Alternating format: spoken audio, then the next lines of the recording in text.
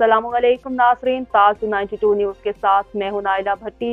चलते हैं आज की अहम खबर की तरफ। कराची मलिर शहीद जुल्फ़िकार अली भुट्टो लॉ कॉलेज में ख़वातीन के आलमी दिन के मौका पर तलबा की जानिब से सेमिनार का इनेकाद किया गया, जिसमें तलबा और तालिबात ने बड़ी तादाद में शिरकत करके ख़वातीन की समाजी आज़ादी को उनके माशी आज़ादी से जोड़ दिया।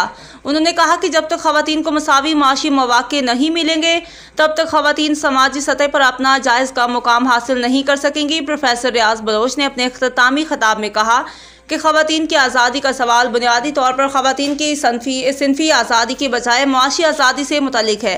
उन्होंने कहा कि बाज़ाब्ता तौर पर आलमी दिन का आगाज़ 1975 में हुआ, जब अक़वाम मुत्तहिदा ने इसकी मंजूरी दी। ताहम इसे तारीख़ी तौर पर देखा जाना चाहिए। साबिक़ सोवियत यूनियन की सोशलिस्ट हुकूमत ने 1922 में ख़वातीन का दिन मनाना शुरू किया।